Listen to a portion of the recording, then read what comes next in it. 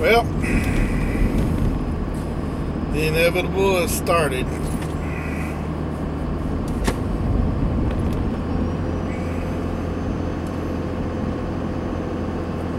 Coming home from work a couple weeks ago, and the white Escalade, the white EXT, started grabbing and pulling to the one side just as I was driving down the road. And just grab and pull, and I have no idea why. And one person told me it's wheel speed sensors that cause that. Then I went on the Cadillac forums, and they said it was also a wheel speed sensor that causes that. But I got ideas it's something more, something different. Reason being, coming home from work last week, I was driving the blue Escalade, and the driver's side front wheel started making a scrubbing sound, almost like the brakes were gone. Now, when I got that truck, I looked at the brakes, front brake, back brake, both, and they're both like brand new. Lots of pad, no reason for them to be worn down like that to where they're squeaking. Well, last week, coming home last Friday,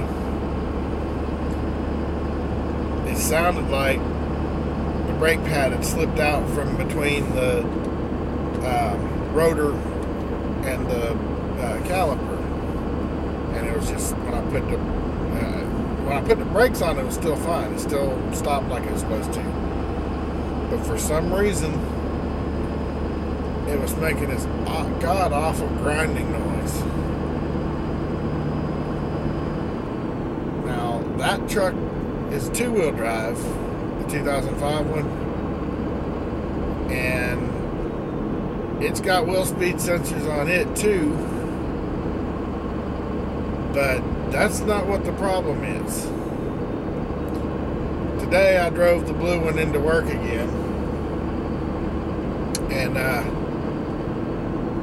on the way home, on the way in, it was fine. It didn't make a noise until I pulled in the parking lot at work, and then it started grinding again. I was like, good grief. And it would only do it when you turn really sharp and the wheel has to lean or tilt a little bit.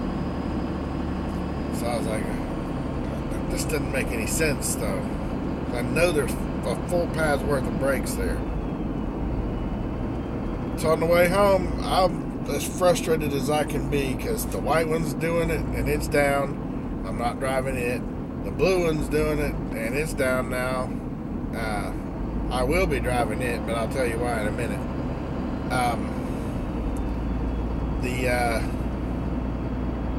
I come home and went back to my neighbor's before I even went to the house. Pulled up in his garage, got out my new Bear. Oh, you son of a gun.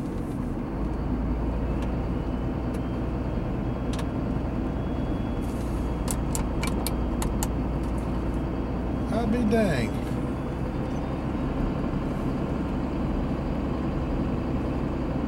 My light went out on me. Brand new LEDs in there.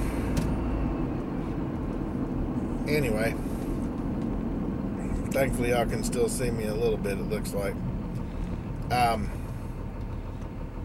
But I took that brand new Bear, it's the one that has 450 foot-pounds of torque,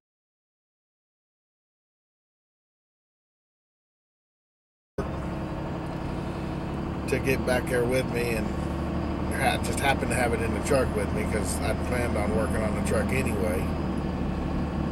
But when it didn't squeak on the way in this morning, I thought, well, maybe I got a little bit of a reprieve. No, not so lucky. So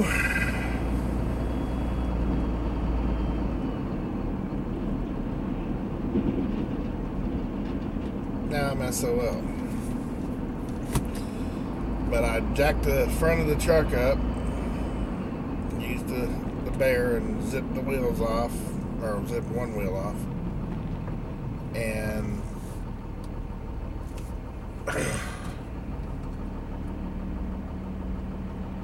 got to looking, and just like I thought, brake pad brand new looking in front and back. I tried wiggling the rotor and see if I could get it to make the noise, and it wasn't doing it. When I started rolling the whole assembly around, then it started doing a little bit of grinding and growling, which means the wheel bearing assembly is out. Wasn't the brakes at all.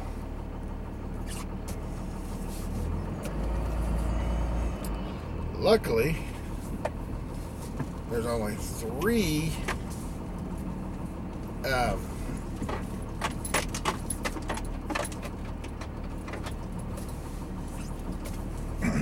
bolts that hold the bearings in. So I can't believe those stupid things burn out that quick. That just floors me.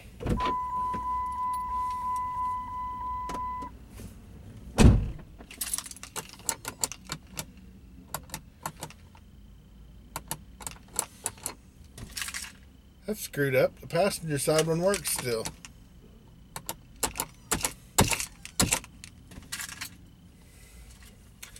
Anyway, luckily I've got more bulbs I can put in there. But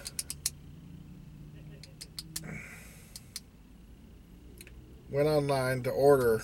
I did my shopping first. I checked around, and I could probably get them a whole lot cheaper if I was willing to wait on them, but I'm not, because I don't like putting all the miles on this truck that I'm putting on it, this diesel. But it's a backup too, so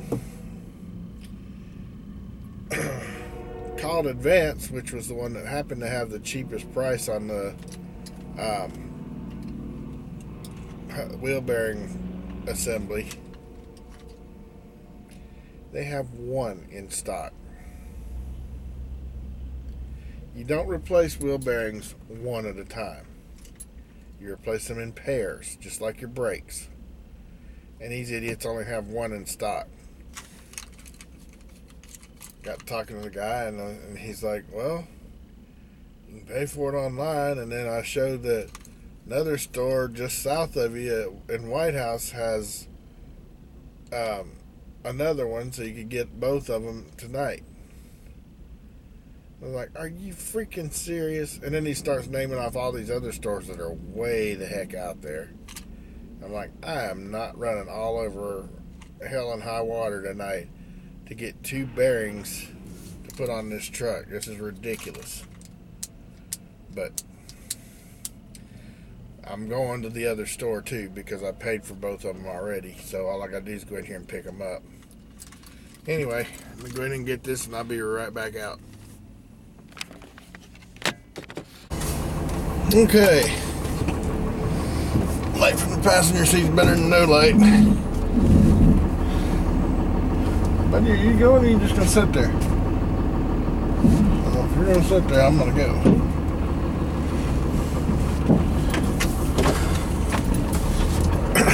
Anyway, that's one, and these suckers are freaking heavy. So I'm not gonna have a whole lot of fun putting this in. Thankfully, there's not a whole lot to getting to them.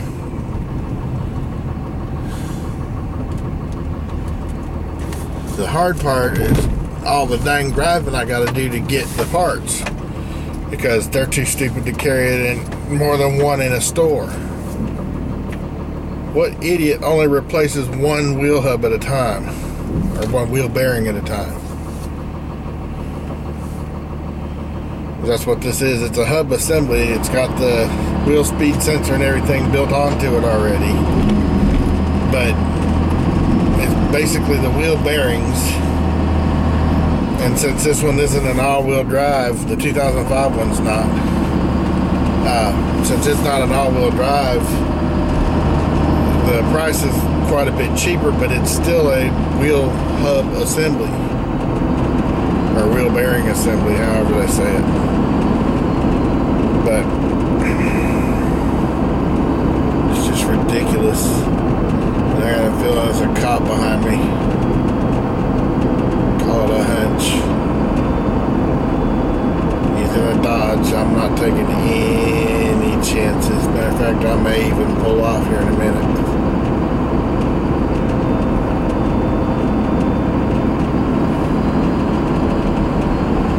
But yeah, that's complete lunacy. I don't get it. How a store will only carry one of the wheel hubs in the store. Just completely ridiculous. What can you do? And I may not have time to get to this tomorrow. It's only 6 o'clock. If I can get down there and get that other one and get back in time, I should be able to get them and get them replaced in just an hour or so. Would help if I turn my lights on. Can't see jack without them. Sitting here going by the street lights and the sunset and everything else. Oops. But that one LED that's working in my map light for the passenger side, it's a little better than just dim lights all around.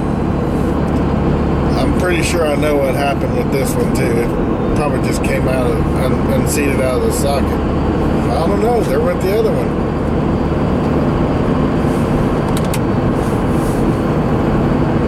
If that's how longer those stupid things last, I got a problem with that. Yeah, they're the cheap Chinese ones, but they should last more than just a couple of seconds. Of course, I've been driving this truck for like a week, and they've made a huge difference in here because of these dark tinted windows.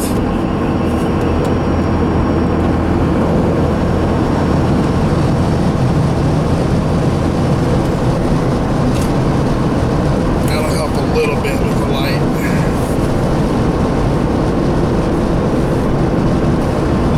I got street lights right now, but I won't here in a minute. So I'll probably quit filming. But anyway, that's the state of the nation in my neck of the woods with all our vehicles. Good old Dodge. So far, thankfully, there's nothing wrong with it, except it does this little popping thing when you turn real sharp or real hard. I think it's just one of the steering knuckles, because all the ball joints and everything are pumped up like they're supposed to. So I don't think that's what's causing the problem, but I'm not putting anything past any of them. Anyway, since it's getting as dark as it is and you can't really see me much anyway, go ahead and end this for right now, and we'll pick back up when I go just take a truck over to get it fixed at my neighbor's. He'll probably be out there working on his go-kart. That thing is pretty badass. That thing is slick. Got a 600cc Kawasaki Katana motor on it. Of course, it's seen its share of travesty also. The guy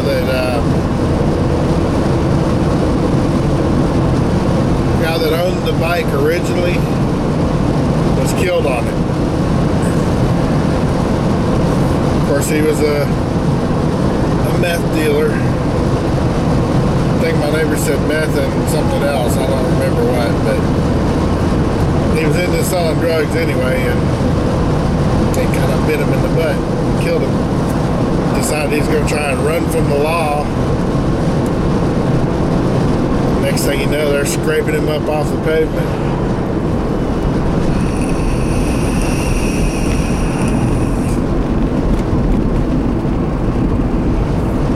But he's taken it and made something good out of it, and he's put a lot of work into that thing. A lot of work, a lot of money. So it's going to be kind of interesting to see what all his little